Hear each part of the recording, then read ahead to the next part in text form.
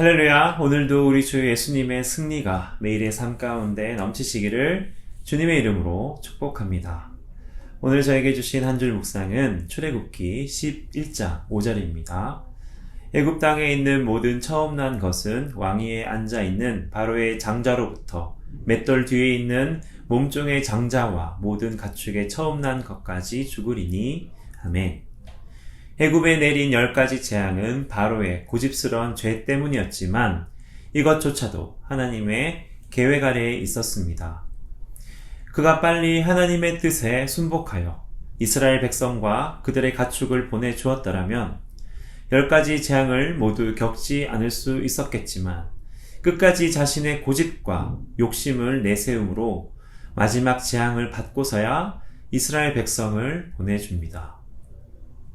바로는 하나님의 사람 모세가 찾아왔을 때 깨달아야 했습니다. 이 재앙은 조금이라도 빨리 여호와 하나님의 존재를 인정해야 모든 재앙이 끝난다는 것을 말이죠. 하나님께서 바로와 그의 백성에게 내릴 마지막 재앙은 바로 장자의 죽음이었습니다. 애굽 땅의 모든 사람과 가축의 첫 번째 태어난 것의 생명을 거두어 가신다는 것입니다. 이 얼마나 두렵고 암울한 선언입니까? 장자의 죽음은 그동안의 어떤 재앙보다도 더 고통스러운 것임에도 불구하고 바로의 마음에는 조금의 미동도 없어 보입니다. 그동안 9가지 재앙을 통해 바로의 마음은 한층 더 완악해집니다. 지금까지 그래왔던 것처럼 설마 죽이게 하겠어?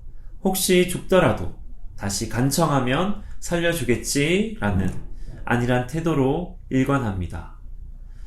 바로가 변하지 않을 것이 분명해지자 하나님은 바로의 오만한 결정을 비웃으시듯 그에 따른 고통스러운 결과를 시행하십니다. 하나님은 바로가 하나님의 뜻을 거부하기를 원하시거나 강요하지 않으셨습니다. 오히려 바로의 마음을 바꿀 온갖 기회를 주십니다.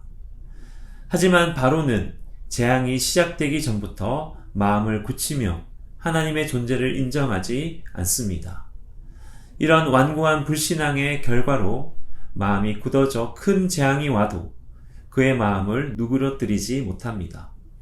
결국 가장 큰 재앙인 아들의 죽음으로 어쩔 수 없이 하나님의 존재와 권위를 인정하게 되지요. 큰 재앙이 우리를 하나님께로 몰아갈 때까지 미루거나 기다리지 마십시오. 지금 우리 마음과 생각을 하나님께 열고 그분께 순복해야 하는 것입니다. 하나님께서는 우리에게 돌아올 기회를 주십니다.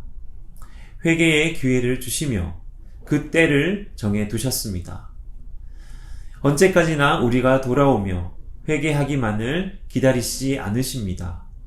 회개에도 기회가 있습니다. 혹여나 우리 신앙과 삶이 하나님 앞에서 부끄럽거나 잘못된 것이 떠오른다면 주저하지 말고 즉시로 하나님께 나아가 정직한 고백을 드려야 할 것입니다.